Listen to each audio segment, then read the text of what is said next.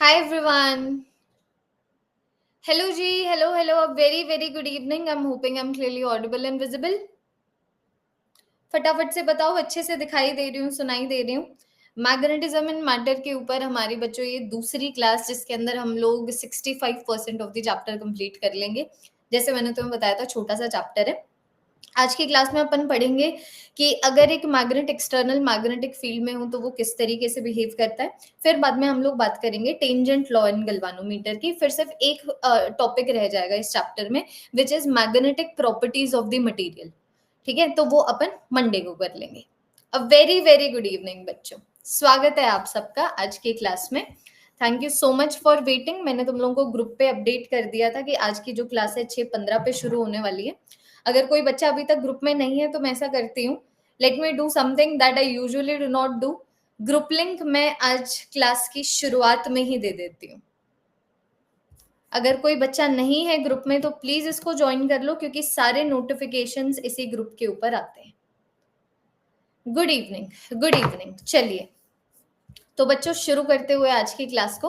जैसे मैंने तुम्हें बताया था, ये वाला चैप्टर इजी चैप्टर है, अर्थ मैग्नेटिज्म. पहले एक टॉपिक होता था जिसको पढ़ाने में डिटेलिंग में आराम से 1.5 घंटा लग जाता था, लेकिन वो टॉपिक डिलीटेड है. दैट इज द रीजन मैंने तुम्हें बोला कि बड़ा ही छोटा सा चैप्टर हमारा है ना. तो आज हम लोग पढ़ेंगे कि जैसे कि नहीं, अपन इलेक्ट्रिक डाइपोल हो तो इलेक्ट्रिक डाइपोल को external magnetic field, external electric field में रखो तो जैसे टॉर्क और पोटेंशियल एनर्जी डिफाइन होती है, जो टॉपिक हमारा रहता है, बिल्कुल उसी तरीके से सिमिलर टॉपिक ये है कि अगर मैं एक मैग्नेट को एक्सटर्नल मैग्नेटिक फील्ड में रखूं तो किस तरीके से बिहेव करेगा. फिर एक छोटा सा टेंजेंट लॉ है, पता नहीं ये वाला लॉ है भी क्यों, क्योंकि अगर किसी भी बच्चे को वेक्टर की नॉलेज है तो उसको इस लॉ की रिक्वायरमेंट नहीं है. और इसी लॉ के ऊपर बेस्ड जो टेंजेंट गैल्वानोमीटर है उसके बारे में पढ़ेंगे. ठीक है, ओके. हाँ जी, ये ग्रुप लिंक है, ज्वाइन कर लेना. अगर अभी इस ग्रुप के ऊपर ग्रुप लिंक के ऊपर क्लिक करके अगर ज्वाइन ना हो तो इसको कॉपी पेस्ट करके रख लो, क्योंकि लिंक यही है. बहुत सारे बच्चे जब एक साथ ट्राई करते हैं ना तो कभी कभी लिंक काम नहीं करता. ठीक है, चलिए जी. तो अगर मैं टॉपिक की बात करूं तो जरा सा देखें कौन सा टॉपिक नंबर है अपना.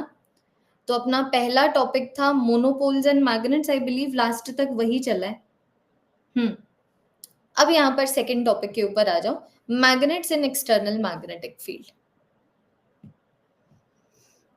नोट मेकिंग करो. Magnets in external magnetic field. Magnets in external magnetic field. ठीक है, अब देखो, जो डेरिवेशन इंपॉर्टेंट नहीं है वो हम नहीं करते. जो डेरिवेशन अब वे ऑफ क्वेश्चन सॉल्विंग है ना, जिस वे ऑफ क्वेश्चन सॉल्विंग से तुम लोग अगर फॉर्मूला ना भी याद हो तो भी सॉल्व कर सकते हो, या फिर जो डेरिवेशन उस पर्टिकुलर चैप्टर के किसी लॉ को समझाते हो, हम वो डेरिवेशंस करते हैं. वरना हम लोग और कोई भी डेरिवेशन नहीं करने वाले हैं, सिंस हम लोग नीट के लिए प्रिपेयर कर रहे हैं, लिखने नहीं वाले हैं. थोड़ा सा बता दूंगी अगर तुम लोगों को रिक्वायर्ड है तो बात यहाँ पर ये आती है कि मान लो फॉर एग्जांपल ये मेरे पास मैग्नेट है, ये मेरे पास नॉर्थ पोल है, ये मेरे पास साउथ पोल है. ठीक है, तो पहले मेरी बात सुनना. अगर मान लो बच्चों मैं इसको साइड में रख के अगर इलेक्ट्रोस्टैटिक्स में चली जाऊं कि मेरे पास ना इस तरीके से एक इलेक्ट्रिक फील्ड है, तो मुझे अच्छे से पता है पॉजिटिव चार्ज के ऊपर फोर्स लगेगा in the direction of electric field, जिसकी वैल्यू हो जाएगी QE. नेगेटिव चार्ज के ऊपर फोर्स लगेगा opposite to the direction of electric field, जिसकी वैल्यू हो जाएगी QE. बिल्कुल सिमिलरली यहाँ पर अगर मेरे पास एक पॉजिटिव मोनोपोल है और नेगेटिव मोनोपोल है, और मान लो मैंने इनको एक्सटर्नल मैग्नेटिक फील्ड में रख दिया, तो पॉजिटिव मोनोपोल के ऊपर जो फोर्स लगेगा it is going to be in the direction of magnetic field, value हो जाएगी monopole strength multiplied by B. और जो साउथ पोल के ऊपर जो फोर्स लगेगा it is going to be opposite to the direction of magnetic field, जिसकी वैल्यू हो जाएगी monopole strength multiplied by B. तो मैं यहाँ पर ये बोल सकती हूँ कि मान लो फॉर एग्जाम्पल ये मैग्नेट ऐसे रखा होता कि यहाँ पर पॉजिटिव मोनोपोल है, यहाँ पर नेगेटिव मोनोपोल है. मान लो मैंने इसको इस तरीके से एक एक्सटर्नल मैग्नेटिक फील्ड में रख दिया, तो अभी ऑब्वियस ही बात है इसके ऊपर फोर्स लगना है इस डायरेक्शन में, इसके ऊपर फोर्स लगना है इस डायरेक्शन में, तो ये घूमेगा ना. हाँ जी, घूमेगा ना. तो एंगुलर फोर्स जिसकी वजह से कोई भी चीज घूमती है उसको अपन क्या बोलते हैं, टॉर्क. तो सबसे पहले अपन यहाँ पर टॉर्क का फॉर्मूला डिस्कस करेंगे, ठीक है, फिर उसके ऊपर क्वेश्चंस करेंगे, फिर पोटेंशियल एनर्जी का फॉर्मूला डिस्कस करेंगे, उसके क्वेश्चंस करेंगे, और एक तरीके से जो इलेक्ट्रोस्टैटिक्स का हमारा वो वाला पार्ट नहीं बचा हुआ है, electric dipole and external electric field, दोनों टॉपिक्स कवर हो जाएंगे, चाहे मैं बात करूं किस तरीके के क्वेश्चंस, चाहे मैं बात करूं फॉर्मूला। जैसे कि इलेक्ट्रोस्टैटिक्स में टॉर्क का फॉर्मूला है P cross E। P is the dipole moment, E is the electric field. यहाँ पर टॉर्क का फॉर्मूला है M cross B। M is the dipole moment, B is the magnetic field. Electrostatics में potential energy का formula है minus P dot E, minus the dipole moment, उसका उसका dot product electric field के साथ। यहाँ पर पोटेंशियल एनर्जी का फॉर्मूला है minus M dot B। M is the magnetic moment, B is the magnetic field. ठीक है, तो अगर मान लो हम लोगों ने वो वाला टॉपिक कर लिया होता ना, तो ये टॉपिक फिर तुम्हें दोबारा से ऐसे लगता है कि ओ यार हम तो कंटाल गए, हम तो बोर हो गए, क्योंकि काफी ज्यादा सिमिलर है। जो मैंने तुम्हें बताया था 60% of the chapter is very similar to what we have already done in the previous chapters. तो इसमें हम नोट मेकिंग को कुछ इस तरीके से करते हैं। मैं ये बोल सकती हूँ, व्हेन अ मोनोपोल, लिखना, when a monopole is placed in external magnetic field, not magnet, अभी एक मोनोपोल के ऊपर पहला पॉइंट डाल देते हैं। When a monopole is placed in external magnetic field, in external magnetic field, अब आपको ये पता होना चाहिए कि मान लो फॉर एग्जाम्पल जो हमारी एक्सटर्नल मैग्नेटिक फील्ड है वो इस डायरेक्शन में, ठीक है, मान लो this is the direction of the external magnetic field, ठीक है। तो जो मेरे पास पॉजिटिव मोनोपोल है, याद रखना पॉजिटिव मोनोपोल के ऊपर फोर्स लगता है इन the direction of magnetic field, इसके ऊपर जो फोर्स लगेगा in the direction of magnetic field होगा, मैग्नीट्यूड क्या हो जाएगा, monopole strength multiplied by the magnetic field. और वैसे ही मान लो अगर मेरे पास यहाँ पर एक नेगेटिव मोनोपोल है, तो नेगेटिव मोनोपोल के ऊपर जो फोर्स लगता है it is opposite to the direction of magnetic field. Value कितनी आ जाएगी, कितनी मोनोपोल स्ट्रेंथ है multiplied by the magnetic field. लिखिए, लिखो एक बार ये,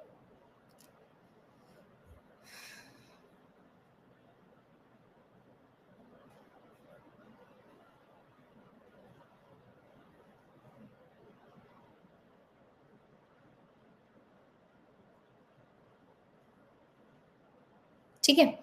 तो अभी सेकंड पॉइंट ये है कि अगर मान लो आपके बारे में एक मैग्नेट को एक्सटर्नल मैग्नेटिक फील्ड में रखते हो, तो ऑब्वियस सी बात है मैग्नेट मोनोपोल से बना हुआ है, तो उसके ऊपर भी फोर्स लगेगा। तो अब बी पॉइंट के ऊपर आओ, when a magnet is placed in external magnetic field, when a magnet is placed in external magnetic field, it experiences angular force, या फिर जिसको मैं टॉर्क बोल सकती हूँ, it experiences torque, it experiences torque। इसको अच्छे से दिखाने के लिए अपन एक डायग्राम बना सकते हैं। तो मान लो फॉर एग्जाम्पल मैंने एक मैग्नेट को ऐसे ले लिया, बिल्कुल स्लो सा, इजी सा, ब्रीजी सा चैप्टर है ये, तुम लोग देख पा रहे होगे। यहाँ पर पॉजिटिव मोनोपोल ले लो, यहाँ पर इस तरीके से नेगेटिव मोनोपोल ले लो, और ये मान लो कि भैया ये इस तरीके की एक्सटर्नल मैग्नेटिक फील्ड के अंदर प्रेजेंट है।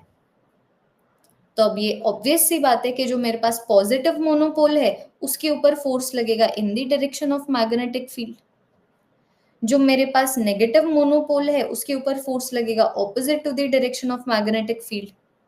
तो ऑब्वियस सी बात है the magnet will rotate about its centre, the magnet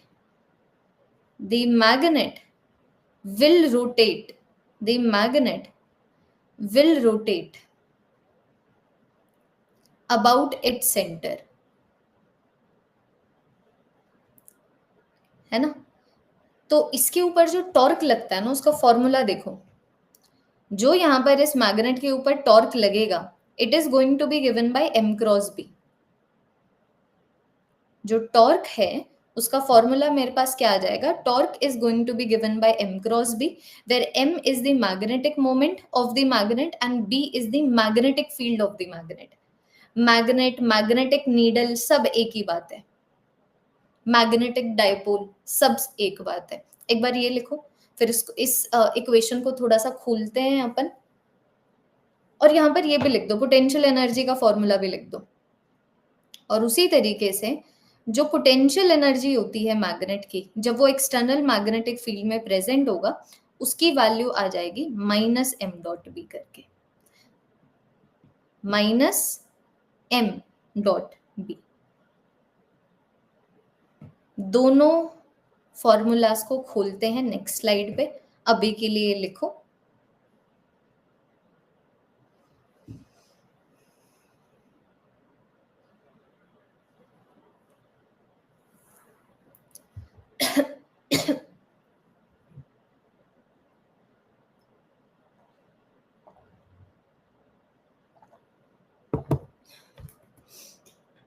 next slide के ऊपर चले। डन, ठीक है। तो समझे, टॉर्क एम क्रॉस बी करके निकलेगा, याद रखना, और जो पोटेंशियल एनर्जी है वो डॉट प्रोडक्ट से निकलेगा माइनस एम डॉट बी करके। तो अगर मान लो मैं यहाँ पर इस तरीके से एक डायग्राम बना दूं, डायग्राम बनाओ बच्चों, सेम पॉइंट है, ठीक है। मान लो अगर इस तरीके से, जितना बड़ा डायग्राम बनाओगे उतना ज्यादा क्लियर डायग्राम बनेगा, तो उस हिसाब से बनाना। रुको, एक बार एक जनरल आइडिया ले लो कि मैं बेसिकली क्या कर रही हूँ। मान लो इस डायरेक्शन में एक्सटर्नल मैग्नेटिक फील्ड है,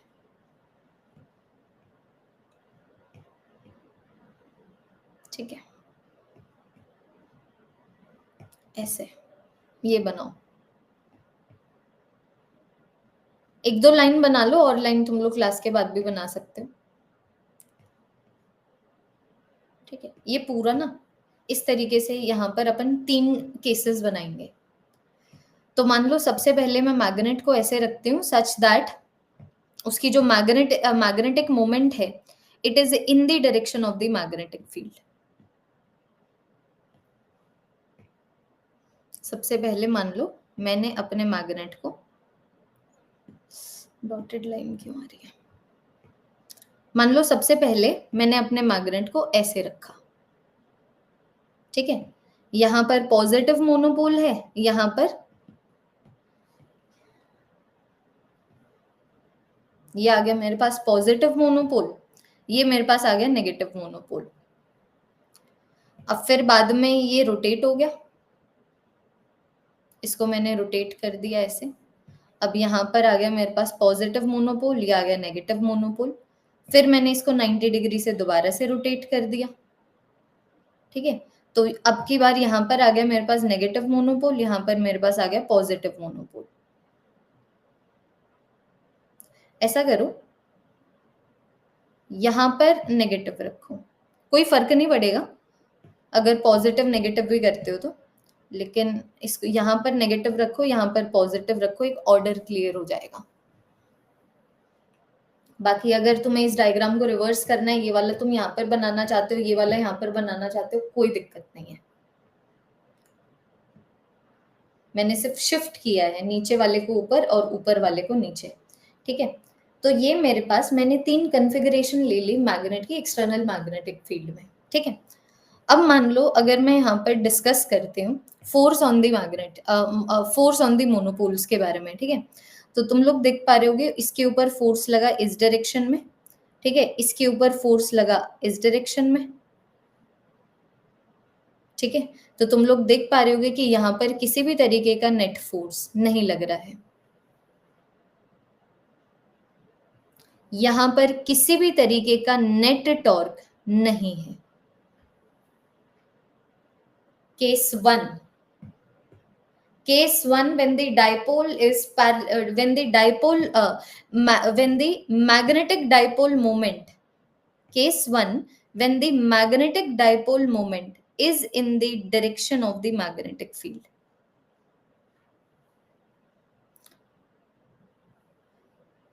इसका मतलब जो एंगल है डाइपोल मोमेंट और मैग्नेटिक फील्ड के बीच में, अगर वो 0 डिग्री है, पहला केस। अब की बार मैंने अपने डाइपोल को 90 डिग्री से रोटेट कर दिया, तो मैं देख पा रही हूँ अब की बार इसके ऊपर जो फोर्स लग रहा है पॉजिटिव मोनोपोल के ऊपर ऐसे लग रहा है, नेगेटिव मोनोपोल के ऊपर ऐसे लग रहा है। तो यहाँ पर मेरे पास जो एंगल है, तुम खुद देख लो, यहाँ पर मेरे पास जो एंगल है मैग्नेटिक डाइपोल मोमेंट के बीच में और मैग्नेटिक फील्ड के बीच में, दैट इज 90 डिग्री।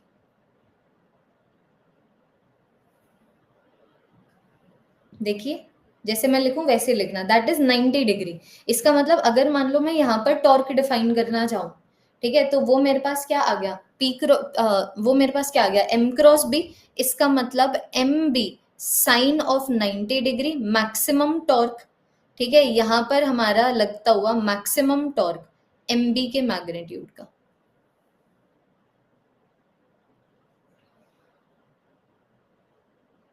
देखो मैक्सिमम टॉर्क लगता हुआ एम बी के मैग्नीट्यूड का। और वैसे ही मान लो अब अगर मैं तीसरे सिनेरियो में जाऊं कि अब की बार जो ये मेरा मैग्नेट है इसको मैंने 90 डिग्री से और रोटेट कर दिया, तो अब की बार इसकी जो मैग्नेटिक डाइपोल मोमेंट है it is opposite to the direction of the magnetic field. तो अगर मैं फोर्सेस की बात करूं, इसके ऊपर फोर्स लगा opposite to the direction of magnetic field, इसके ऊपर फोर्स लगा in the direction of magnetic field. तुम लोग देख पा रहे होगे कि दोबारा से मैग्नेट के दोनों मोनोपोल्स के ऊपर जो फोर्सेस लग रहे हैं उनको अगर मैं स्टडी करूं तो नेट फोर्स 0 आ रहा है। तो अगर फोर्स 0 है तो टॉर्क तो 0 होगा ही होगा। इसका मतलब मैं बोल सकती हूँ कि हमारा जो मैग्नेट है यहां पर भी इक्विलिब्रियम में है। ये देखो, इसका मतलब मैं बोल सकती हूँ हमारा जो मैग्नेट है यहाँ पर भी इक्विलिब्रियम में है जब magnetic moment external magnetic field की डायरेक्शन में है, और यहाँ पर भी इक्विलिब्रियम में है जब magnetic dipole moment external magnetic field के ऑपोजिट डायरेक्शन में है।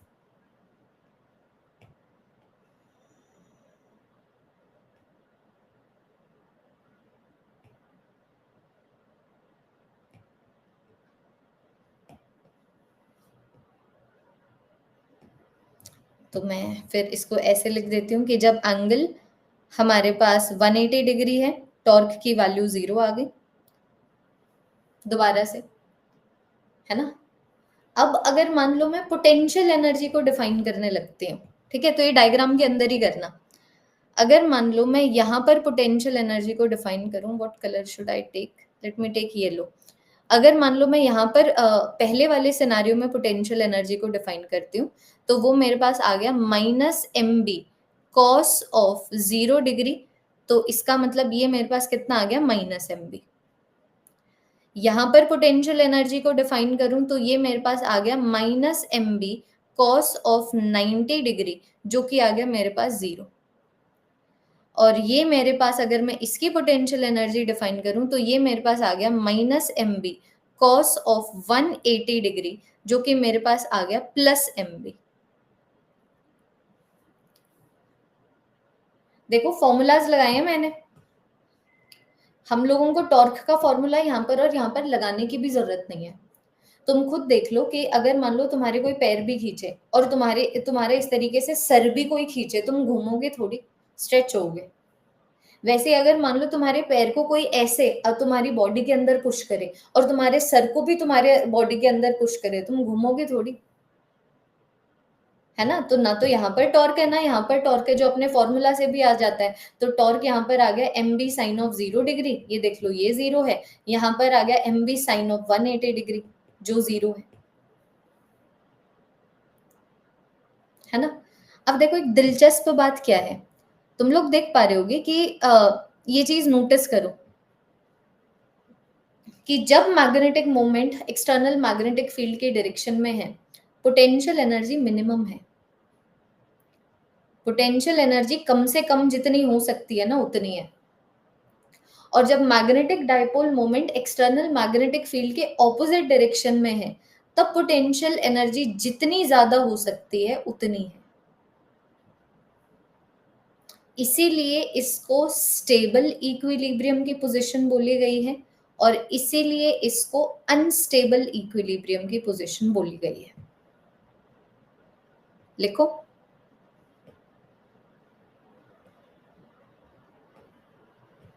कितनी प्यारी नोट मेकिंग, देखना कि मेरे पास पोटेंशियल एनर्जी का फॉर्मूला क्या है, माइनस एम डॉट बी ना। तो ये मेरे पास आ गया minus M B cos of theta, where theta is the angle between the magnetic moment and external magnetic field.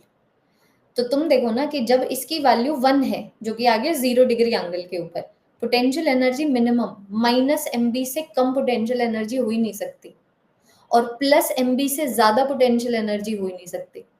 मतलब जब magnetic moment external magnetic field की डायरेक्शन में है, पोटेंशियल एनर्जी मिनिमम है, मतलब हमारा जो हमारा ये मैग्नेट है, ठीक है, सबसे ज्यादा स्टेबल इस कॉन्फ़िगरेशन के अंदर होगा। और उसी तरीके से जब मैग्नेटिक मोमेंट एक मैग्नेट की एक्सटर्नल मैग्नेटिक फील्ड के ऑपोजिट डायरेक्शन में है, तब पोटेंशियल एनर्जी जितनी ज्यादा हो सकती है उतनी ज्यादा है। मतलब ये मैग्नेट जितना अनस्टेबल हो सकता है उतना ज्यादा अनस्टेबल है, तो इसको हम लोगों ने बोल दिया अनस्टेबल इक्विलिब्रियम। स्टेबल इक्विलिब्रियम बोले तो तो तोड़ो, स्टेबल प्लस इक्विलिब्रियम, इसको ऐसे देखो, स्टेबल इक्विलिब्रियम का मतलब स्टेबल प्लस इक्विलिब्रियम, के मैग्नेट इक्विलिब्रियम पे तो है, ना कोई फोर्स लग रहा है ना कोई टॉर्क लग रहा है, और स्टेबल भी है, इसका मतलब मिनिमम पोटेंशियल एनर्जी है। ये वाली कॉन्फ़िगरेशन को अनस्टेबल इक्विलिब्रियम बोला गया है, क्योंकि यहां पर भी मैग्नेट के ऊपर इस कॉन्फ़िगरेशन में स्पेसिफिकली कोई फोर्स या फिर टॉर्क नहीं लग रहा, लेकिन इसकी पोटेंशियल एनर्जी मैक्सिमम है, तो ये अनस्टेबल है। अब क्वेश्चंस करेंगे इस टॉपिक को और अच्छे से समझने के लिए, ये पता करने के लिए कि कैसे क्वेश्चंस यहां से पूछे जाते हैं।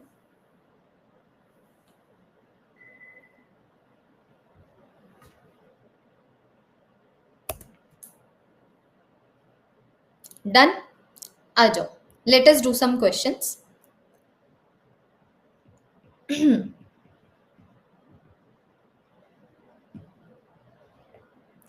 तो मान लो पहला क्वेश्चन मैं जनरल क्वेश्चन देती हूँ, पहले डिफाइन करो तुम लोग, ठीक है। तो मैंने तुम्हें बोला कि भैया मेरे पास ना एक मैग्नेट ऐसे है जिसकी मैग्नेटिक मोमेंट इस डायरेक्शन में है, जिसकी वैल्यू है 6 एम्पियर मीटर स्क्वायर,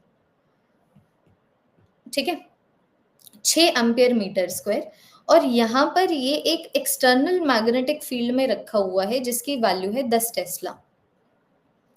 तो अगर मान लो ये वाला एंगल तुम्हारे पास 60 डिग्री गिवन है, तो तुमसे दो क्वेश्चंस पूछ रही हूँ कि भैया ये जो मेरे पास मैग्नेट है इसके ऊपर कितना टॉर्क लगेगा, ठीक है। या फिर तुमसे मैं ये भी पूछ सकती हूँ कि यहाँ पर ये जो मैग्नेट है, इस मैग्नेट की कितनी पोटेंशियल एनर्जी है। तो बहुत सारे वेज नहीं है, तुम कंफ्यूज नहीं हो सकते कि इसको कैसे सॉल्व करना है, क्योंकि there is only one way. तो चाहे टॉर्क की बात करूं या पोटेंशियल एनर्जी की बात करूं, मुझे एंगल चाहिए। एंगल कौन सा, जो मेरे पास मैग्नेटिक मोमेंट और एक्सटर्नल मैग्नेटिक फील्ड के बीच में है। तो मुझे जो एंगल चाहिए वो ये वाला एंगल है। तो ये वाला एंगल कितना आ गया, 30 डिग्री। अब चीजें डिफाइन कर दो, ये मेरे पास आ गया एम क्रॉस बी, ठीक है। तो ये मेरे पास आ गया M B sine theta. Magnetic moment की वैल्यू आ गई 6, मैग्नेटिक फील्ड की 10, यहाँ पर आ गया मेरे पास साइन ऑफ 30 डिग्री। तो टॉर्क की वैल्यू मेरे पास कितनी आ गई, 30 न्यूटन मीटर। पोटेंशियल एनर्जी की बात करूं तो ये मेरे पास क्या हो जाता है, माइनस एम डॉट बी। तो ये मेरे पास आ गया minus M B cos theta. तो सब्सटीट्यूट कर दो, मैग्नेटिक मोमेंट 6 है, मैग्नेटिक फील्ड 10 है, यहाँ पर आ गया मेरे पास कॉस ऑफ 30 डिग्री। तो ये वाली वैल्यू कितनी आ गई, -30/√3। जाओ, डेफिनेशन वाले क्वेश्चन एक बार जरा सा देख लो, डिफाइन करने वाले क्वेश्चन। अब ठीक है, पहले तो ऐसे आ गया, फिर बाद में जो क्वेश्चंस आते हैं वो अब टॉर्क के ऊपर तो ऑब्वियसली बात है सिर्फ डेफिनेशन वाले क्वेश्चंस आएंगे, वरना कॉन्सिक्वेंसेस वाले क्वेश्चंस आते हैं। बट अभी हम लोग कॉन्सिक्वेंसेस पे पहुंचे नहीं है, हमारा नेक्स्ट सेगमेंट है कॉन्सिक्वेंसेस का। तो टॉर्क अपन ने डिफाइन कर लिया, पोटेंशियल एनर्जी अपन ने डिफाइन कर लिया। अब नेक्स्ट क्वेश्चन आते हैं पोटेंशियल एनर्जी चेंजेस के ऊपर। तो कैसे क्वेश्चंस आते हैं, और मैं तुम्हें बता रही हूँ एग्जैक्ट क्वेश्चंस जो मैं अभी तुम्हें करवा रही हूँ, ये वो एग्जैक्ट क्वेश्चंस हैं उस टॉपिक के जो हमारा इलेक्ट्रिक डाइपोल इन एक्सटर्नल इलेक्ट्रिक फील्ड वाला है। तो क्वेश्चन देखना, मैंने तुम्हें बोला कि भैया मेरे पास ना एक मैग्नेट है, ठीक है। तुम्हें बोला गया कि तुम्हारे पास एक मैग्नेट है जो जीरो एनर्जी कॉन्फ़िगरेशन में प्रेजेंट है, जो जीरो एनर्जी कॉन्फ़िगरेशन के अंदर प्रेजेंट है। तो यहां पर मैं डायग्राम बना रही हूं, नेक्स्ट वाले क्वेश्चन में डायग्राम नहीं बनाऊंगी। जीरो एनर्जी कॉन्फ़िगरेशन के अंदर प्रेजेंट है। अब मैं उसको ले गई, ठीक है, अब मैं उसको ले गई मोस्ट स्टेबल कॉन्फ़िगरेशन में, एक्सटर्नल मैग्नेटिक फील्ड में रखा हुआ है ये, ठीक है। तो इस तरीके से यहाँ पर एक्सटर्नल मैग्नेटिक फील्ड है 10 टेस्ला की। जो मैग्नेटिक मोमेंट है मैग्नेट का वो भी मैं बता देती हूँ, एक मिनट। तो मान लो ऐसे इस डायरेक्शन में एक्सटर्नल मैग्नेटिक फील्ड है, ठीक है, जिसकी वैल्यू है 10 टेस्ला, और यहाँ पर जो magnetic moment of the magnet है उसकी वैल्यू है 20 एम्पियर मीटर स्क्वायर। तो मैंने क्या किया, मैं इसको जीरो एनर्जी कॉन्फ़िगरेशन से मोस्ट स्टेबल कॉन्फ़िगरेशन तक मैंने इसको एक्सटर्नल मैग्नेटिक फील्ड के अंदर घुमा दिया। तो अभी एनर्जी वाले क्वेश्चंस, अब कितनी क्लासेस होगी एनर्जी वाले क्वेश्चंस करते हुए। तो I can ask you so many things. I can ask you what is the change in the potential energy, I can ask you what is the work done bye the magnetic field, what is the work done by the magnetic field. I can ask you what is the external work done to do this. तो work done वगैरह सब बाद में, सबसे पहले change in the potential energy निकालो। तो पहले तो जीरो एनर्जी कॉन्फ़िगरेशन है। जीरो एनर्जी कॉन्फ़िगरेशन का मतलब क्या, कि जो हमारी मैग्नेटिक मोमेंट है और जो हमारी एक्सटर्नल मैग्नेटिक फील्ड है उसके बीच में 90 डिग्री का एंगल है। तो एक चीज तो तय है कि भैया जो इनिशियल पोटेंशियल एनर्जी है वो जीरो है। मोस्ट स्टेबल कॉन्फ़िगरेशन कब होती है, जब मैग्नेटिक मोमेंट जो है मैग्नेट की वो एक्सटर्नल मैग्नेटिक फील्ड की ही डायरेक्शन में हो। तो अब अगर मान लो मैं यहाँ पर फाइनल पोटेंशियल एनर्जी निकालूं, तो ये मेरे पास आ गया minus M B cos of 0 degree. तो ये मेरे पास आ गया माइनस एम बी। अब वैल्यू सब्सटीट्यूट कर दो, ये आ गया -10 मल्टीप्लाइड बाई 20, बोले तो -200 जूल। अब ये change in the potential energy, work done, ऐसे क्वेश्चंस अपन इलेक्ट्रोस्टैटिक्स में भी बहुत कर चुके हैं, डिफरेंट डिफरेंट चैप्टर्स में बहुत कर चुके हैं, ग्रेविटेशन में बहुत कर चुके हैं, वर्क एनर्जी पावर में बहुत कर चुके हैं, पता नहीं कहाँ कहाँ पे बहुत कर चुके हैं। तो अब तुम यहाँ पर देखो, तुम लोग जीरो पोटेंशियल एनर्जी से अगर -200 जूल की पोटेंशियल एनर्जी तक जा रहे हो, तो ऑब्वियस सी बात है कि यहाँ पर जो पोटेंशियल एनर्जी है डिक्रीज हो रही है ना 200 जूल से। तो जो change in the potential energy है नेगेटिव में है 200 जूल का। अगर किसी बच्चे को ऐसे चेंज नहीं समझ आता तो पूरा तुम मैथमेटिकली भी कर सकते हो। Change in the potential energy होता है final potential energy minus the initial potential energy. तो करके देखो -200 -0 तब भी इतना आएगा। बाकी थोड़ा दिमाग लगाओ, 0 से अगर -200 तक जा रहे हो तो नेगेटिव में चेंज आएगा ना 200 का। तो change in the potential energy हो गया -200। अब अगर मैं वर्क डन की बात करूं तो ये अपना वर्क एनर्जी थ्योरम है, कितने चैप्टर्स में लगा चुके। अगर पोटेंशियल एनर्जी कम हुई है तो स्टेबिलिटी बढ़ी है ना, और स्टेबिलिटी बढ़ाने वाली अपनी मैग्नेटिक फील्ड है। मैग्नेटिक फील्ड है जो स्टेबिलिटी बढ़ाती है। तो मैं बोल दूंगी कि हाँ जी, मैग्नेटिक फील्ड ने काम किया है यहाँ पर 200 जूल का, यहाँ पर एक्सटर्नल फोर्स ने कोई काम नहीं किया 200 जूल का। ये हटाई दो, यहाँ पर ये वाला क्वेश्चन पूछा ही नहीं जाएगा। What is the work done bye the magnetic field, तो बोलो कि भैया मैग्नेटिक फील्ड ने काम किया है। मैग्नेटिक फील्ड नेचर है, नेचर कुदरत कभी भी अगर कोई काम करवाए वो हमेशा ज्यादा स्टेबिलिटी के टुवर्ड्स होता है। तो मुझे कुछ नहीं करना पड़ा। ये देखो, ये जो मैग्नेट है, ये अगर इसकी पोटेंशियल एनर्जी कम हुई है ना, तो भगवान ने काम करा है, कुदरत ने काम किया है, यूनिवर्स ने काम किया है, मुझे कोई काम नहीं करना पड़ा। तो मैग्नेटिक फील्ड ने जब काम किया 200 जूल का, तब जाके इसकी पोटेंशियल एनर्जी 200 जूल से कम हुई है। और बिल्कुल ही अगर तुम्हें फॉर्मूलाज वगैरह पसंद है तो तुम्हारे लिए एक बार मैं वो भी लिख देती हूँ। देखो, तो change in the potential energy तो हो गया अपने पास final potential energy minus the initial potential energy. और अब अगर मैं वर्क एनर्जी थ्योरम लगाऊं, तो work done by a conservative force is equal to change in the kinetic energy or negative change in the potential energy. So work done by the external magnetic field is going to be negative change in the potential energy. अगर तुम्हें formulas ही चाहिए, next तुम solve करोगे, repetition is the key here. ठीक है, अब की बार देखना, अब की बार मैंने तुम्हें बोला एक मैग्नेटिक फील्ड वैल्यू 4 टेस्ला है। ठीक है, और जो मैग्नेटिक मोमेंट है हमारे मैग्नेट की, उसकी वैल्यू तुम लोग 20 एम्पियर मीटर स्क्वायर ले लो। तो अब मैं तुम्हें बोल रही हूं कि अगर मान लो मैं इसको स्टेबल इक्विलिब्रियम कॉन्फ़िगरेशन से, समझ गए होगे तुम लोग, अगर मान लो मैं इस मैग्नेट को stable equilibrium stable equilibrium position से अनस्टेबल इक्विलिब्रियम पोजीशन तक लेके जाऊं, ठीक है, अनस्टेबल इक्विलिब्रियम पोजीशन तक लेके जाऊं, तो 3 क्वेश्चंस हैं तुम्हारे लिए। What is the change in the potential energy, what is the work done bye the magnetic field and what is the external work done. करो इसको सॉल्व,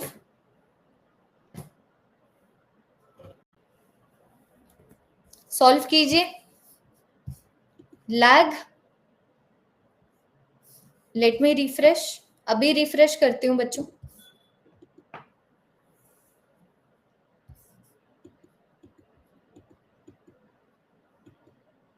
अब देखो, अब देखो प्लीज, एक बार रिपीट कर दूं ये वाला क्वेश्चन, लास्ट वाला क्वेश्चन हो गया था।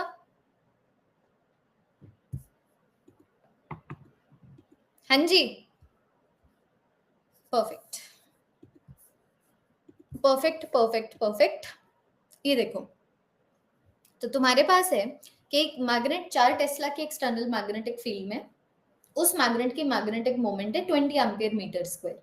तो अगर मैं इस मैग्नेट को स्टेबल इक्विलिब्रियम पोजीशन से अनस्टेबल इक्विलिब्रियम की पोजीशन तक लेके जाती हूँ, तो change in the potential energy कितना है, work done bye the magnetic field कितना है, एक्सटर्नल वर्क डन कितना है, निकालो।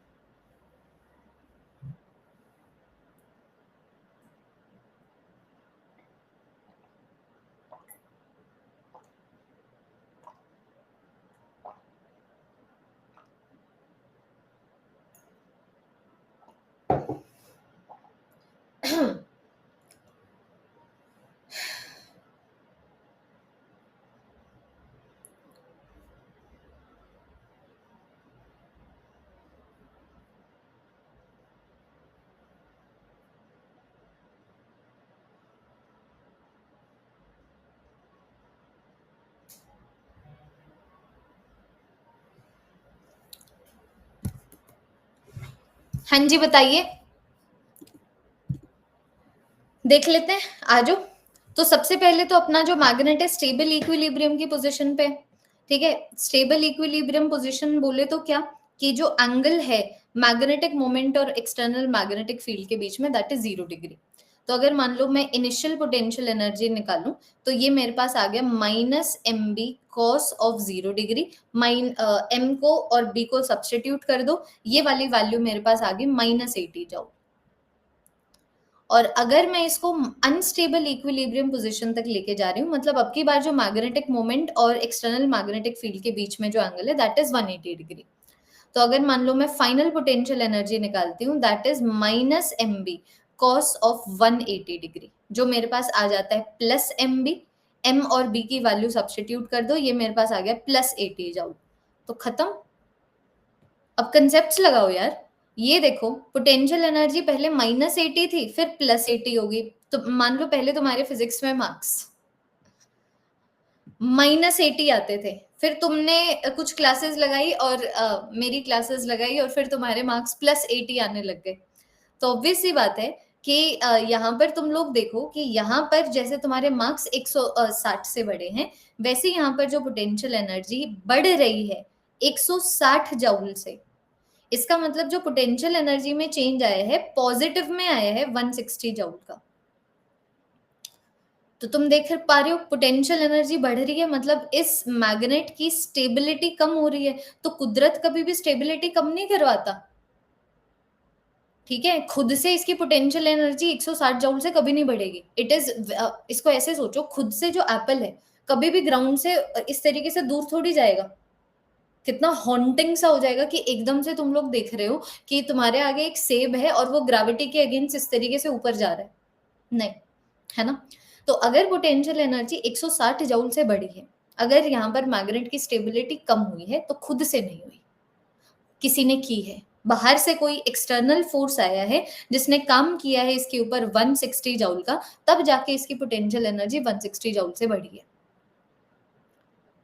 अगर मैग्नेटिक फील्ड काम करती, अगर कुदरत काम करता, तो इसकी स्टेबिलिटी बढ़ाता। तो अगर स्टेबिलिटी कम हुई है तो कुदरत ने काम नहीं किया है, मैग्नेटिक फील्ड ने काम नहीं किया है, मैग्नेटिक फील्ड के अगेंस्ट काम हुआ है। तो अगर तुमसे पूछा जाता what is the work done against the magnetic field, वो 160 जूल होता। Work done bye the magnetic field पूछा हुआ है तो वो तुम्हारे पास -160 जूल हो जाएगा। देखिए, क्लियर। अब हम लोग ऐसा करते हैं, इसको नोट्स में लिखते हैं। जो अपन ने यहाँ पर change in the potential energy वाली चीजें डिस्कस की, इसको नोट्स में लिखते हैं। पॉइंट नंबर सी के ऊपर आते हैं। पहले क्वेश्चंस कर लिए, फिर नोट्स कर रहे हैं, कुछ अतरंगी होता है अपने क्लास में भी, ठीक है। तो सी पॉइंट में लिखो potential energy changes of a magnet. Point C, potential energy changes, potential energy changes of a magnet in external magnetic field, in external magnetic field। Bracket में लिख दो change in the potential energy is always final potential energy minus initial potential energy. तो ये अपने notes हैं, हम लोग इसको अतरंगा बनाएंगे, ठीक है। थोड़ा सा कंसेप्चुअली इसको लिखते हैं। तो दो सिनारियोज हो सकते हैं। ऐसा भी हो सकता है केस 1 पोटेंशियल एनर्जी बढ़ रही हो, case 1 change in the potential energy is equal to x, और case 2 change in the potential energy is minus x।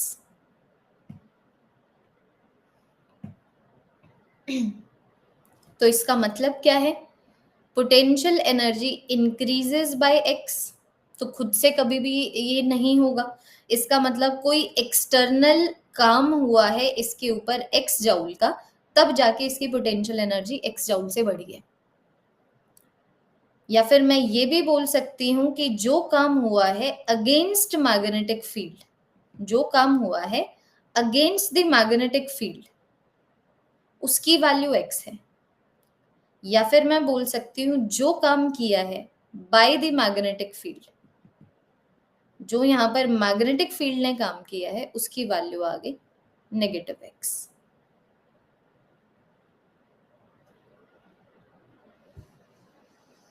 Does this make sense? ऐसे इन चार चीजों के फॉर्मूला लिखने की जरूरत नहीं है, कंसेप्चुअली इसको सॉल्व करो। और वैसे ही अगर पोटेंशियल एनर्जी में चेंज नेगेटिव x का है, अगर पोटेंशियल एनर्जी में चेंज नेगेटिव x का है, इसका मतलब पोटेंशियल एनर्जी डिक्रीज हो रही है x जूल से। इसका मतलब पोटेंशियल एनर्जी डिक्रीज हो रही है x जूल से, इसकी स्टेबिलिटी बढ़ी है, इसका मतलब मैग्नेटिक फील्ड ने x जूल का काम किया है। तो अगर तुमसे work done against the magnetic field भी पूछा जाए तो तुम बोल दो -x, कि भाई नहीं, अगेंस्ट काम नहीं हुआ है, मैग्नेटिक फील्ड ने ही काम किया है।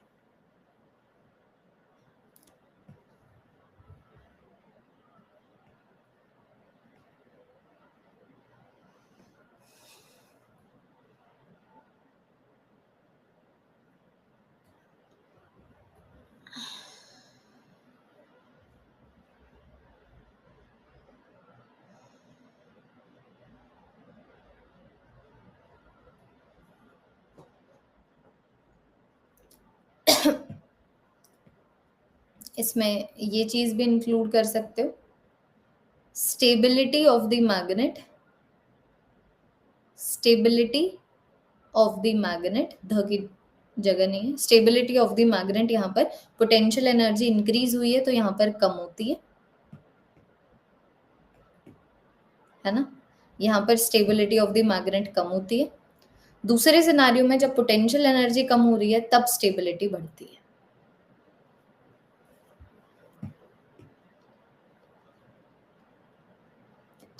ये था वो टॉपिक।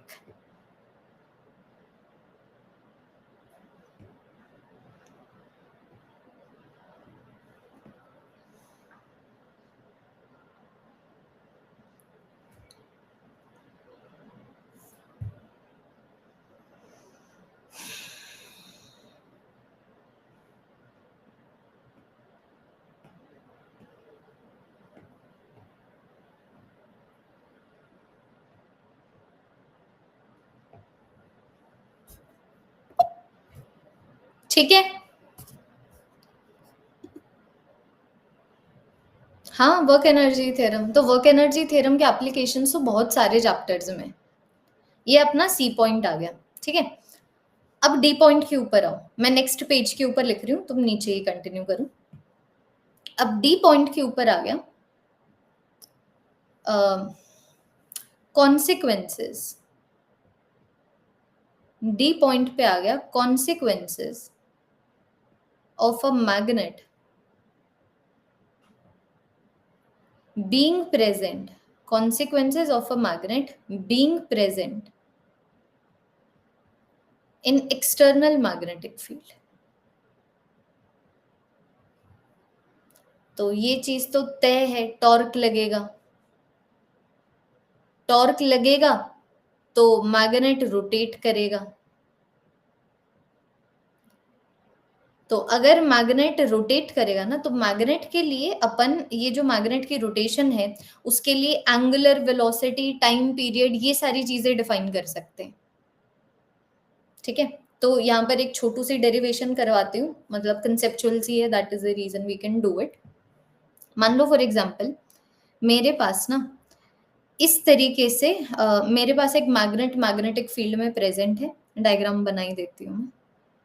मान लो ये मेरे पास इस तरीके से एक मैग्नेट है, इसके मैग्नेटिक मोमेंट की वैल्यू कैपिटल एम है।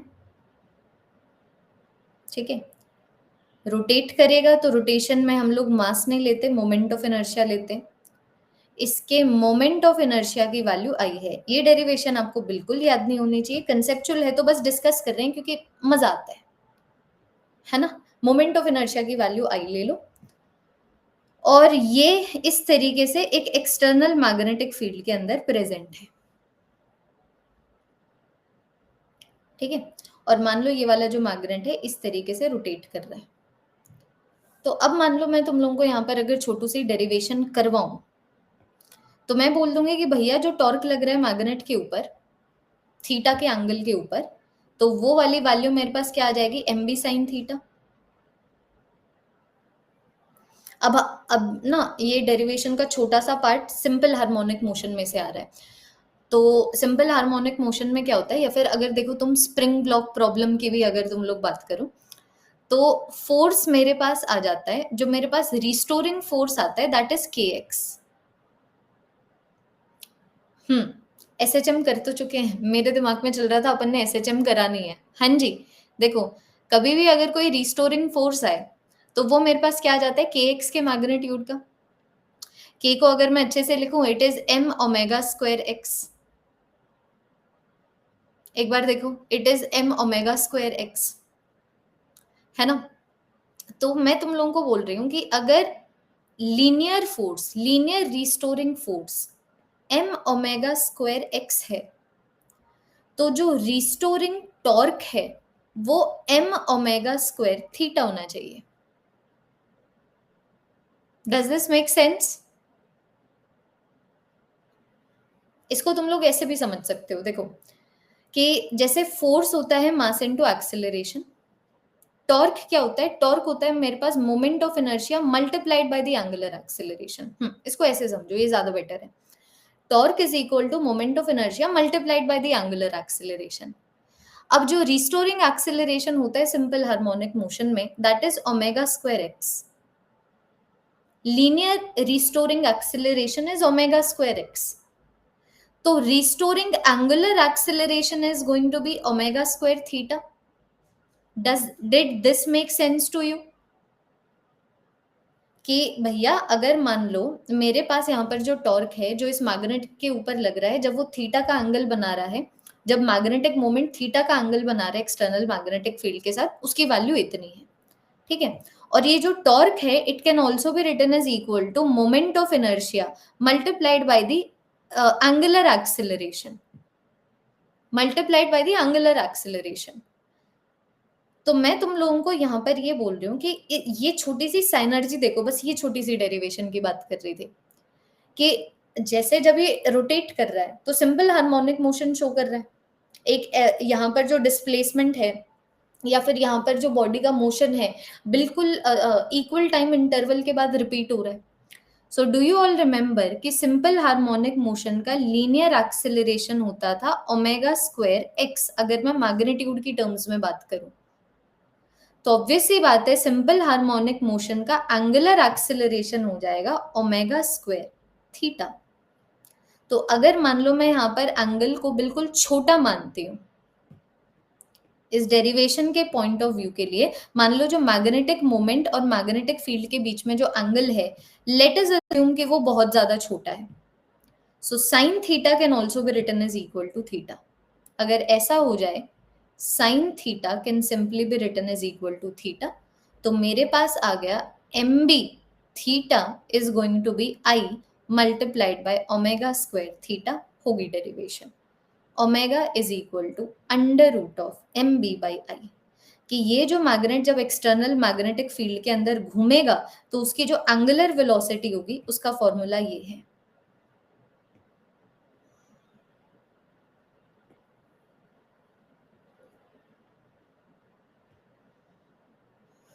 और यहां पर अपन ने क्या लिखा है, torque acting on the magnet, torque acting on the magnet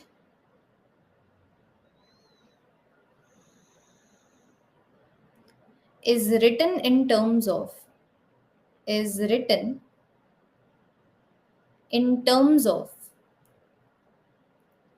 its magnetic moment, external magnetic field, and its moment of inertia,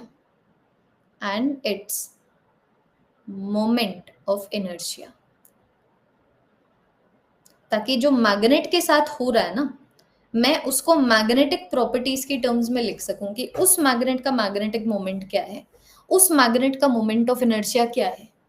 तो ये छोटा सा डेरिवेशन करना नहीं है, फॉर्मूला याद रखोगे। So this is the angular velocity, this is the angular velocity with which the magnet will rotate, with which the magnet will rotate in external magnetic field। और यहां से फिर मैं टाइम पीरियड भी निकाल सकती हूँ कि कितना टाइम लग रहा है मैग्नेट को कंप्लीट एक रेवोल्यूशन लेने में। तो टाइम पीरियड होता है 2 pi multiplied by the angular frequency. तो ये वाली वैल्यू कितनी आ गई, 2 pi under root of I by M B.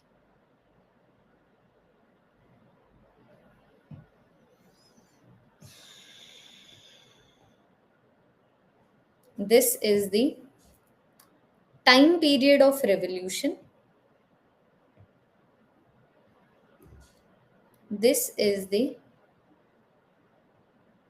time period,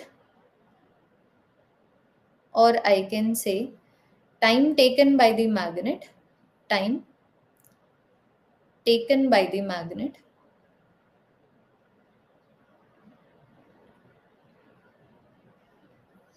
to complete one circle, to complete one circle about its central point. To complete one circle,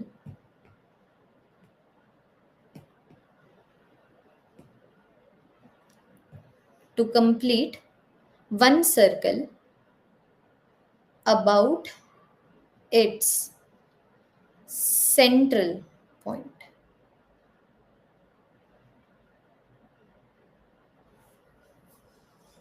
लिखिए, ये हो गए कॉन्सिक्वेंसेस और ये हमारा टॉपिक खत्म। अब क्वेश्चंस करेंगे इसके ऊपर।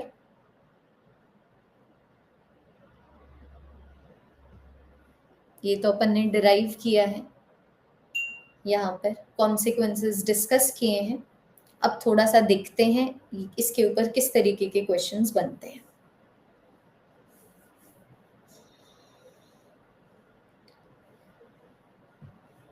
यहाँ पर लिख लो, magnet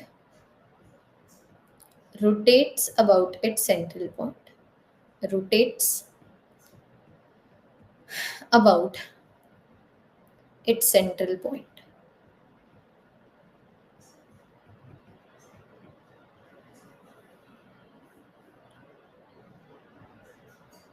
अब ऑनेस्टली 1.5 घंटे का चैप्टर बचा है ये वाले टॉपिक के बाद। इस टॉपिक के ऊपर क्वेश्चन प्रैक्टिस कर लेना। उसके बाद जो टॉपिक्स बचे हैं जिसमें नोट मेकिंग प्लस क्वेश्चंस की बात करूं, 1.5 घंटे का चैप्टर बचा है।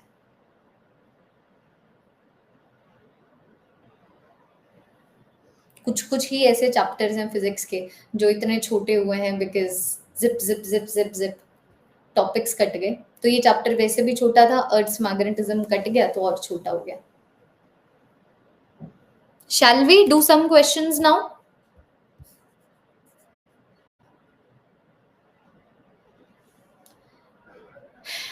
Slow and steady wins the race. आज खत्म करके क्या होगा, डीपीपी वगैरह सॉल्व करो, आहिस्ता आहिस्ता करते हैं क्योंकि ऐसा नहीं है अपन धीरे चल रहे हैं, है ना। बिल्कुल सही स्पीड से चल रहे हैं, इसी सही स्पीड से चलते रहते हैं। तो मैंने तुम्हें बोला मेरे पास ये एक मैग्नेट था, क्वेश्चन देखना, मेरे पास ये एक मैग्नेट था आई के मोमेंट ऑफ इनर्शिया का और इसकी मैग्नेटिक मोमेंट की वैल्यू m थी, ठीक है। तो बात ये है कि जब मैंने यहाँ पर इसको B की एक्सटर्नल मैग्नेटिक फील्ड में घुमाया ना, तो इसका time period of revolution capital T आया। अब मान लो कि मैं अब एक दूसरा मैग्नेट लेके आती हूँ जिसको मैं सेम मैग्नेटिक फील्ड में घुमा रही हूँ। अब ये मेरे पास एक मैग्नेट है, ठीक है, जिसका मोमेंट ऑफ इनर्शिया 2i है, जिसका मैग्नेटिक मोमेंट 8m है। अब मान लो अगर मैं इसको सेम एक्सटर्नल मैग्नेटिक फील्ड में घुमाती हूं तो अब बताओ इसका टाइम पीरियड कितना आएगा। ऐसे क्वेश्चंस आते हैं।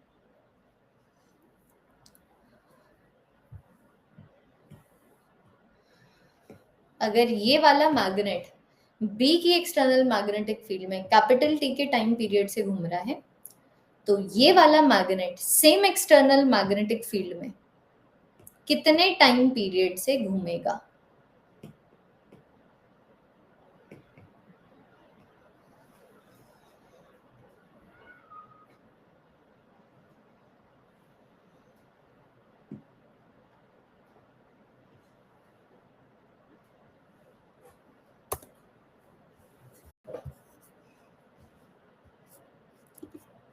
हाँ जी, T/2 देख लेते हैं।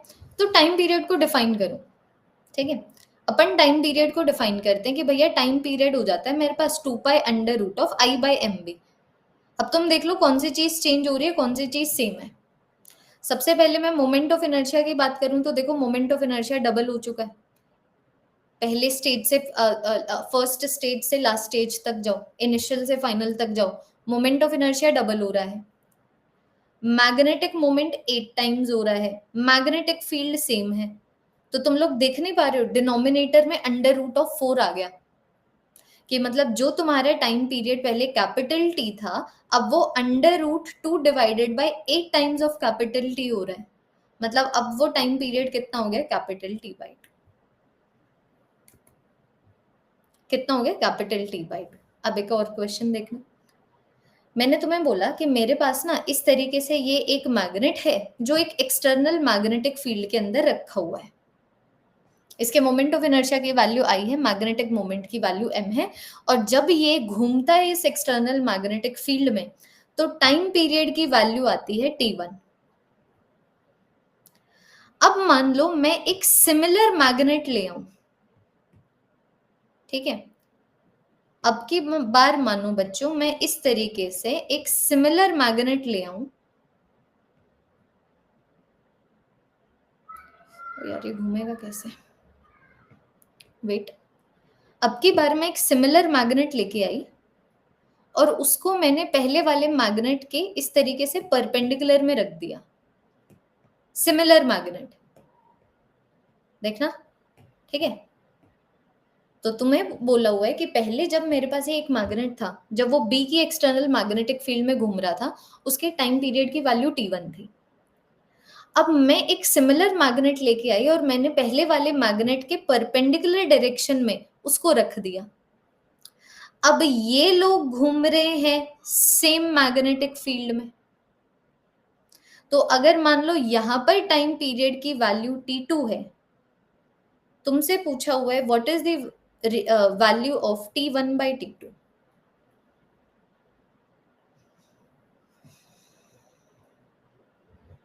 बताइए।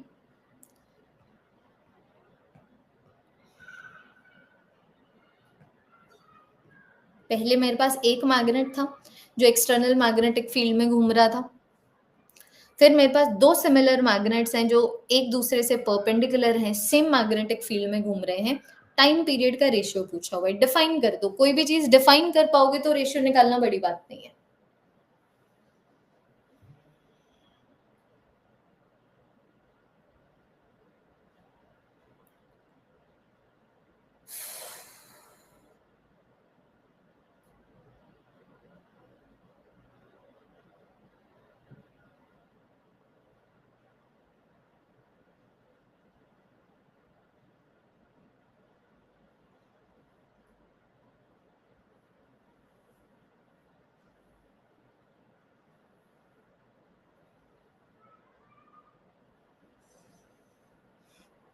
हाँ जी, 1 गलत, गलत। देखो अभी तुम्हारी गलती तुम्हें दिखाते हो और तुम्हारा रिएक्शन ऐसे होगा, ओ देखना। सबसे पहले मान लो अगर मैं टाइम पीरियड को डिफाइन करूं पहले वाले को, तो ये मेरे पास आ गया 2 pi under root of i/mv, है ना। अब मान लो मैं दूसरे वाले टाइम पीरियड को डिफाइन करूं, तो सबसे पहले मोमेंट ऑफ इनर्शिया आना चाहिए न्यूमरेटर में। तो गधेड़ो, moment of inertia scalar quantity है, moment of inertia is a scalar quantity. तो जैसे 2 kg के मास में मैं 2 kg का मास डालूं, उसकी मास की कोई डायरेक्शन नहीं होती, ऐड होके वो 4 होता है। वैसे अगर यहाँ पर इस सिस्टम के दो मोमेंट ऑफ, इस सिस्टम में दो चीजें हैं, एक का मोमेंट ऑफ इनर्शिया आई है, दूसरे का भी आई है, तो टोटल मोमेंट ऑफ इनर्शिया यहाँ पर 2i होगा। ये गलती करी है तुमने। अब मुझे नीचे लिखना है magnetic moment of the system, तो तुम देख लो कोई भी डायरेक्शन ले लो भैया, एक दूसरे से परपेंडिकुलर है, तो ऑब्वियस सी बात है जो मैग्नेटिक मोमेंट है वो भी एक दूसरे से परपेंडिकुलर होगी। तो जो मैग्नेटिक मोमेंट यहाँ पर कॉम्बिनेशन की बनेगी, it is under root 2 times of m। तो ये मेरे पास आ गया under root 2 times of m, external magnetic field है b। समझे क्या गलती करी? मोमेंट ऑफ इनर्शिया में भी वेक्टोरियल एडिशन चढ़ा दिया ना तुम लोगों ने। ये सारी चीजें अभी कर लो, एग्जाम में हो जाएंगी तो बहुत ही ज्यादा दिल सा टूट जाएगा तुम्हारा। अब डिवाइड कर दो, तो 2 पाई से 2 पाई कट गया, ऊपर आ रहा है मेरे पास, ये मेरे पास आ गया अंडर रूट ऑफ i/mb, और यहां पर आ गया मेरे पास अंडर रूट 2mb/2i। तो ये वाली वैल्यू तुम्हारे पास क्या बने, ये वाली वैल्यू तुम्हारे पास बन गई 1/अंडर रूट 2, मतलब 1/2 की पावर 1/4।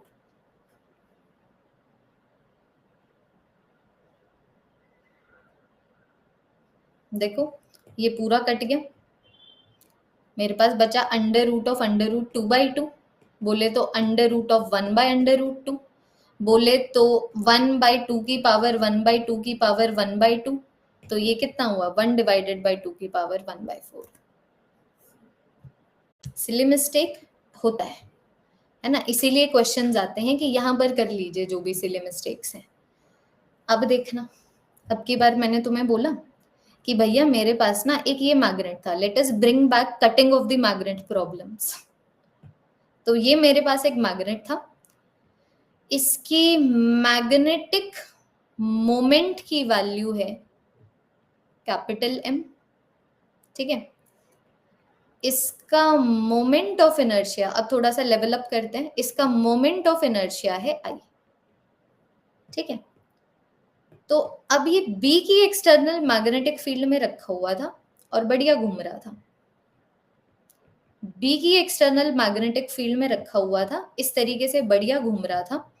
जो टाइम पीरियड यहां पर था that was T1, that was T1। अब देखना, अब मैं तुम्हें ये बोल रही हूं कि मान लो अगर मैं इस मैग्नेट को दो इक्वल हिस्सों में काट दूं, if the magnet is cut, if the magnet is cut in two equal halves, along its length, in two equal halves along its length,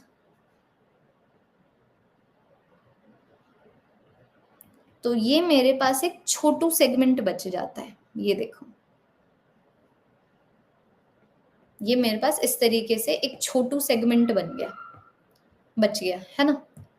अब अगर ये सेम एक्सटर्नल मैग्नेटिक फील्ड में घूमे तो इसका नया टाइम पीरियड कितना होगा? करो सॉल्व।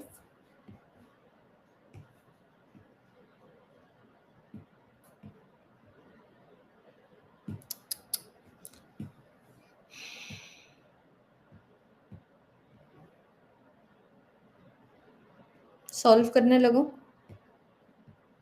ऐसे काटा, ऐसे काट दिया अपन ने, बढ़िया,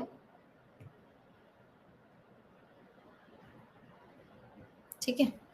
फिर ये जो मेरे पास नया सेगमेंट बन रहा है, इस नए सेगमेंट का मैग्नेटिक मोमेंट कितना होगा?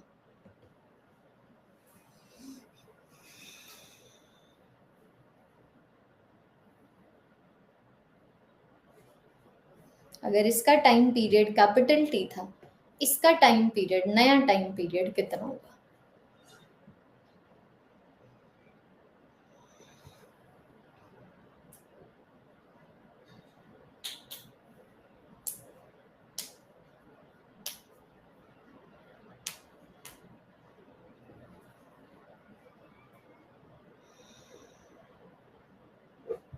लास्ट वाले क्वेश्चन में भी तुम लोगों ने मोमेंट ऑफ इनर्शिया में गलती करी थी, थोड़ा सा सीख लेना, थोड़ा सा ध्यान देना यहाँ पर, ये वाले क्वेश्चन के मोमेंट ऑफ इनर्शिया में। करो इसको सॉल्व, पानी लेके आती हूँ मैं।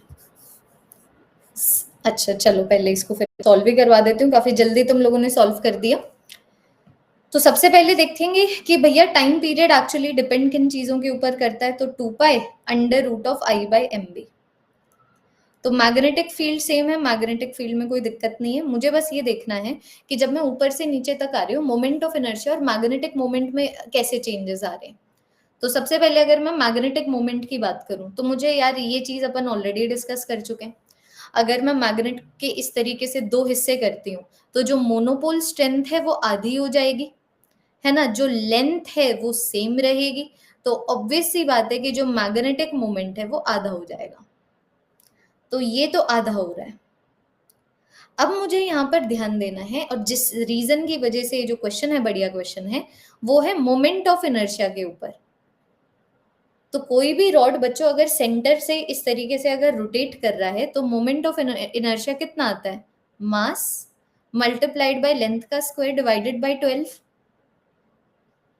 तो तुम यहां पर देखो, यहां पर जो मास है वो आधा हो रहा है, मास आधा हो रहा है, जो लेंथ है वो सेम है, तो ऑब्वियस सी बात है कि जो मोमेंट ऑफ इनर्शिया है वो भी आधा होना चाहिए। तो अगर मेरे पास मैग्नेटिक मोमेंट भी आधा हो गया, मोमेंट ऑफ इनर्शिया भी आधा हो गया, तो टाइम पीरियड सेम रहा। देखो मैग्नेटिक फील्ड सेम है, मोमेंट ऑफ इनर्शिया आधा हो गया न्यूमरेटर में, मैग्नेटिक मोमेंट आधा हो गया डिनोमिनेटर में, तो नए टाइम पीरियड की वैल्यू कितनी आई? कैपिटल टी, है ना।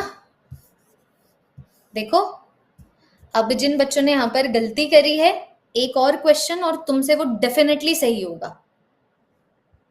अब की बार ये दोबारा से मेरे पास एक मैग्नेट है, मैं इसको कट कर दी हूं 2 इक्वल हाफ्स में परपेंडिकुलर टू इट्स लेंथ। ठीक है, ये मेरे पास मैग्नेट था, बी की एक्सटर्नल मैग्नेटिक फील्ड में रोटेट कर रहा था कैपिटल टी के टाइम पीरियड से। So if the magnet is cut in 2 equal halves perpendicular to its length, समझ गए होगे क्वेश्चन क्या है? परपेंडिकुलर टू इट्स लेंथ बोले तो मैंने इसको कैसे काटा है? मैंने इसको ऐसे काटा है।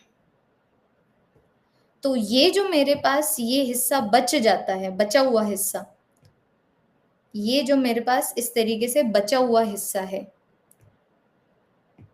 ठीक है, ये जो मेरे पास बचा हुआ हिस्सा है जो अगेन बी की एक्सटर्नल मैग्नेटिक फील्ड में रोटेट कर रहा है, इसके लिए बताओ नया टाइम पीरियड कितना है? करो सॉल्व, अब पानी लेके आती हूं मैं।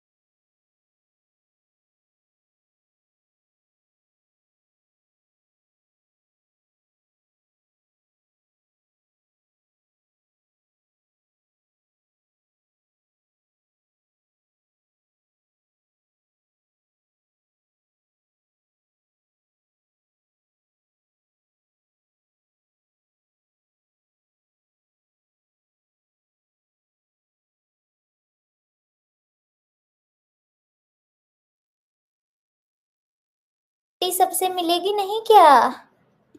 ये देखो सारे बच्चे, ये देखो तुम लोग इस तरीके से 2-2 घंटे की क्लास लगाते हो, है ना। रुको दिखाती हूँ, अभी इसको थोड़ा प्यार कर लूं, एकदम से उठा के लेके आई हूँ।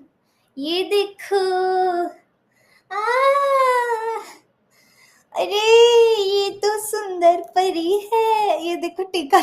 यार मम्मी इसकी टीका लगा देती है यार, कुछ भी हो घर पे पूजा हो इसकी टीका। ओ ओ ओ ओ, क्या इतना एटीट्यूड क्या है? ओ ओ ओ रे, ओ ब्यूटी, इसमें से पॉटी की स्मेल आ रही है, फ्रेशली डेफिकेट करके आया होगा। डिस्गस्टिंग। क्या बेबी?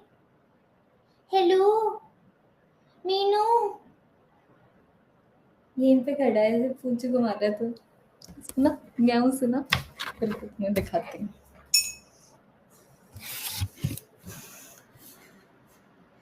पीछू, ओ हाँ, इनकी फिजिक्स पढ़ा दे, पढ़ा दे, बोल दे A for alpha, B for beta. वो देखो मेरी दूसरी बिल्लू भी आई है।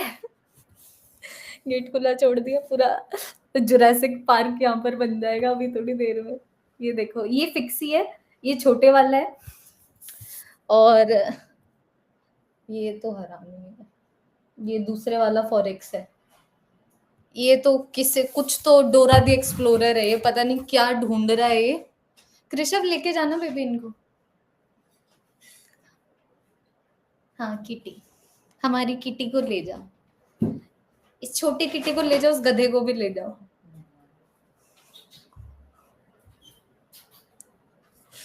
चलो, है ना, मैंने सोचा एक बार तुम लोगों को मिला दूं फॉरेक्स फिक्सी से, अगर इनकेस कोई बच्चा अगर नहीं मिला है तो। कोई डॉग नहीं है मेरे पास, सारे कुत्ते मैंने जीवन से निकाल दिए हैं। चलिए कंटिन्यू करते हुए ये वाला क्वेश्चन देखते हैं, ठीक है। तो सबसे पहले अगर मान लो मैं बात करूं टाइम पीरियड की, तो टाइम पीरियड मेरे पास क्या होता है, टाइम पीरियड मेरे पास आ गया 2 pi under root of I by M B, है ना। तो मैं देख पा रही हूँ कि पहले सिनारियो में और दूसरे सिनारियो में मेरे पास जो मैग्नेटिक फील्ड है वो तो मेरे पास सेम ही है। तो मुझे बस देखना है मैग्नेटिक मोमेंट और मोमेंट ऑफ इनर्शिया में कैसे फर्क आ रहा है। तो सबसे पहले मान लो अगर मैं मैग्नेटिक मोमेंट की बात करूं, तो जाओ यहां से लेके यहां तक, जो यहाँ पर मोनोपोल स्ट्रेंथ है वो सेम रही, जो लेंथ है वो आधी हो गई, तो ऑब्वियस सी बात है कि जो मैग्नेटिक मोमेंट है वो भी आधा हो जाएगा। तो ये देखो मैग्नेटिक मोमेंट इस तरीके से आधी होती हुई। और अब मान लो अगर मैं मोमेंट ऑफ इनर्शिया की बात करूं, तो आजो मोमेंट ऑफ इनर्शिया पे डिस्कस करते हैं। तो मोमेंट ऑफ इनर्शिया एक रॉड का जब वो अपने सेंट्रल एक्सिस के अबाउट घूमता है, वो मेरे पास क्या होता है, मास मल्टीप्लाइड बाय लेंथ का स्क्वायर डिवाइडेड बाय 12 वगैरह हमें चाहिए नहीं, हमें तो सिर्फ प्रोपोर्शनैलिटी चाहिए। तो मैं देख पा रही हूँ कि मैग्नेट को ऐसे कट करने से एक तो मास आधा हो रहा है, ठीक है, और यहाँ पर जो लेंथ है वो भी आधी हो रही है। तो तुम देखो, एक तो यहाँ पर हाफ आ गया, यहाँ पर हाफ का स्क्वायर आ गया, इसका मतलब जो मोमेंट ऑफ इनर्शिया है 8 के फैक्टर से कम हो रहा है। ये देखो जो मोमेंट ऑफ इनर्शिया है 8 के फैक्टर से कम होता हुआ दिखा। हाँ जी, मोमेंट ऑफ इनर्शिया 8 के फैक्टर से कम होता हुआ खत्म। तो तुम देख लो कि पहले जो टाइम पीरियड कैपिटल टी था, ठीक है, अब उसके डिनोमिनेटर में अंडर रूट ऑफ 4 आ रहा है। मतलब जो पहले टाइम पीरियड कैपिटल टी था, अब वो मेरे पास क्या हो गया, कैपिटल टी बाई 2। डन, सही हुआ, अब ठीक हुआ। हाँ तो घबराया मत करो, देखो क्लासेस में तो जितनी मर्जी गलती करो, else what is the point. अगर तुम्हें आ ही जाए तो तुम्हें मेरी क्या जरूरत। तो अगर मैं यहाँ पर बैठी हुई हूँ, मतलब तुम्हारा चाहे तुम चाहे सारे क्वेश्चंस गलत करो, जायज है, ठीक है। तुम्हें गलतियों पे ध्यान नहीं देना है, बस इस पे ध्यान देना है कि क्या गलत हुआ और आगे से क्या नहीं करना है, ठीक है।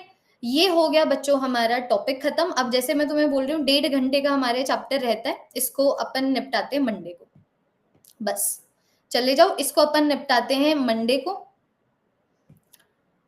1.5 घंटे की क्लास और हमारा ये जो चैप्टर है कंप्लीट हो जाएगा। That is all for this class. मुझे थोड़ा सा अपना एनर्जी भी काफी लो लग रहा है, ठीक है। आज की क्लास में बढ़िया इतना करते हैं, अब मिलते हैं कल की क्लास में। अब सुनो कल की क्लास में क्या होगा। कल की क्लास में सबसे पहले अपन को ये जो इलेक्ट्रोस्टैटिक्स वाला पोर्शन है और ये जो मूविंग चार्जेस एंड मैग्नेटिज्म वाला पोर्शन है वो कंप्लीट करना है, और फिर क्वेश्चन प्रैक्टिस करनी है, ठीक है। ओके चलो बच्चों, थैंक यू सो मच। ऐसे ही हंसते रहिए, खिलखिलाते रहिए। मिलते हैं नेक्स्ट क्लास में, और कल की क्लास में भी मैं तुम लोगों को फॉरेक्स और फिक्सी से मिलवा दूंगी, ठीक है। ओके बच्चों, thank you so much, tata bye bye, good bye.